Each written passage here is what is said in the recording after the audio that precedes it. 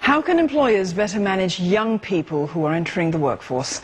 A new study sheds light on attitudes among Gen Y and Gen Z and recommends ways that organizations can attract and retain these young people. Now, in this study, Gen Y were aged 20 to 34, working full-time, and Gen Z were aged 16 to 19, still in polytechnics or universities. Now, joining us tonight is Professor Sattar Bhawani, CEO of the Center for Executive Education, which carried out this study. Welcome, Professor Sattar. Welcome. Thank you for having me here. Now, Prof, first, a quick search online, you see always Gen Z versus Gen Y, and now in this study, it's again Gen Z against Gen Y. So why these two particular groups? Well, I think first of all, more and more Gen Y are assuming managerial role. A lot of research has been done on Generation Y. So my concern at CE, we are looking at, how can organization prepare their leaders in terms of facing the challenges in managing this new, potentially new set of employees, the Gen Z. Most of them are studying. They haven't started working yet. In university. They've gone through internship. They understand, the work challenges, and also many of the young boys are in the national service. So in the next 3 to 5 years' time, you can expect they to be gainfully employed. The question is, how can we prepare leaders in trying to attract, retain, and engage them?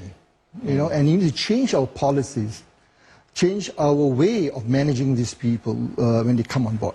Right, so did you find big differences between these two segments then? Well, there are. I mean, there are common traits, like, for example, both value doing work to pursue social causes, doing non-profit work and doing charitable interests. Both would like to look for flexible work arrangement and so forth. The biggest challenge, interestingly, if you look at Gen Y, and many of, I'm sure your colleagues here, you see, they're always concerned about career growth and advancement. They want instant gratification. They want to be promoted quickly, over a period of, within 18 to 24 months. And in my work in organization, talking to HR director, the common thing is, these people are very impatient. They want. But the good news, the Gen Z, in our research, have shown that they are more pragmatic, they are more realistic, and they are looking at more job satisfaction as more an important driver in terms of employee engagement perspective compared to Gen Y. So that's the good news. The other thing, of course, in terms of what they like to be, what will keep them remain in the organization. Gen Y consistently have said, look, hey, look at my boss. Doesn't inspire me. I mean, it doesn't motivate. If I don't feel, I'm not confident, I would not want to stay. Interestingly, in our focus group interview, talking to this Gen Z, we talk about these polytechnic students, and then they say, look, hey, what's important is my peer, my colleagues. Boss come and go, If I got my colleagues, my friends, who are my friends in the organization, I would remain.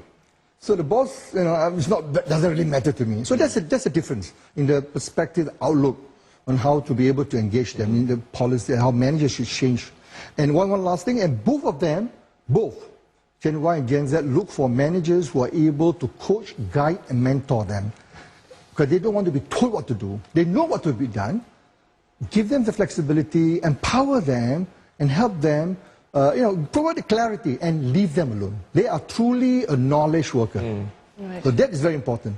Sure. So what you're saying now is they like their superiors to be able to listen, to communicate, to be open-minded. Absolutely. How difficult is that, though? Because we are, after all, in an Asian society. Hierarchy is still very important over here. Well, you see, John, I think one thing that power distance has always been used. We all talk about Eastern management, style versus the Western, more open. And I think it's important today. It's not that difficult. So you need to do 3 things.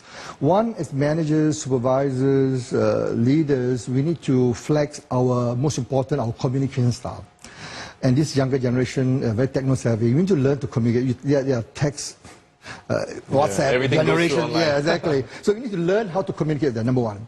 Number 2, more important, is our style of management. No more, dictatorial, directive, coercive.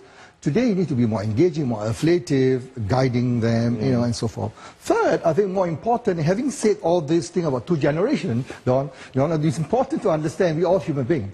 So it's important to treat every single employee uniquely and understand their motives, values, interests, and also their personality. Because that will impact the way we communicate. That will impact how we engage them and retain them in the long term. So all this research about different generational characteristics, these are guidelines for us to understand from developing policies, HR policy. But at the end of the day, is we as managers and leaders, we need to understand, to look at individual employees.